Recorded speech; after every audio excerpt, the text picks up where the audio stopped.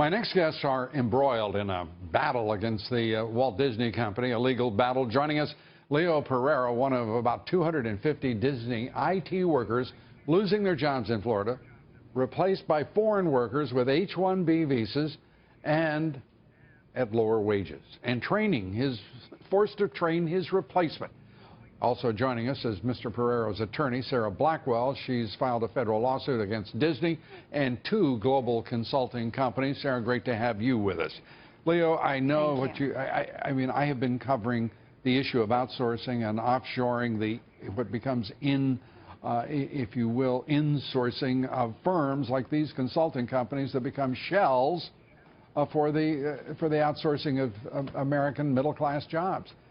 How did you react when you were before Congress and you've known this battle has been going for so long and so little has been done? Well, on one front, I'm really excited about the progress that's being made over the past year with Sara and a few others that are banding together, IT workers getting together. We are making a difference. We've had 3 bills introduced by Congress. We have a state now that is proposing its own rules. Also, we've stopped some companies from outsourcing. Maryland. Maryland. Good. And which companies have been stopped? Well, Disney stopped 30 other IT workers from being displaced in New York by ABC. There are also probably countless others that hopefully have been stopped that we just haven't heard about. And there are some ongoing companies doing this right now as we speak, and we have senators that are going after those companies as well. And you've got Donald Trump saying this today. He remains totally committed to eliminating the widespread use of H-1B visas, widespread abuse, and ending the outrageous practices such as those that occurred at Disney. I will end forever the use of the H-1B as a cheap labor program. Let me just add one thing to this. I know you both know, the audience may not. But H-1B visas, in point of fact, are abused across the country. They're here to bring in talented workers who are replacing at commensurate wages to the prevailing wage at the companies.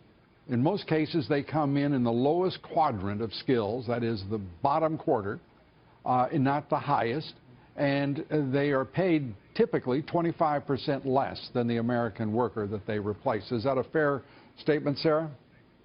Well, I think that's true, but the purpose of the H-1B is to bring in a qualified foreign worker when we do not have a qualified American. It's not by law, a visa that's supposed to replace. It's required that the company demonstrate that there was not such an employee available. So when you're firing hundreds of employees at one time and then forcing them to train them to do the job, clearly they're not qualified, and clearly that there are qualified Americans to do the job. So it's a blatant abuse of the H-1B visa. Well, hopefully your lawsuit will reverse that. Leo, what are your prospects now? What is the way forward for you and your family? Well, my biggest motivation right now is to stop this from happening to other IT workers out there. If they have this going on within their company, contact Sara. Go to her website, protectusworkers.org. Yes. Let us know about that. Protect US Workers USA? Protect US Workers. Okay. Right, protectusworkers.org.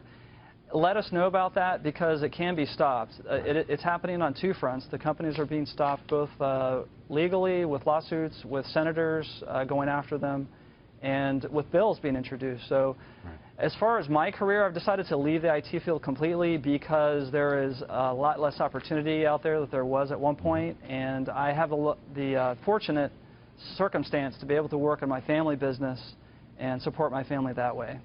Leo, thank you very much. Sara Blackwell, thank you.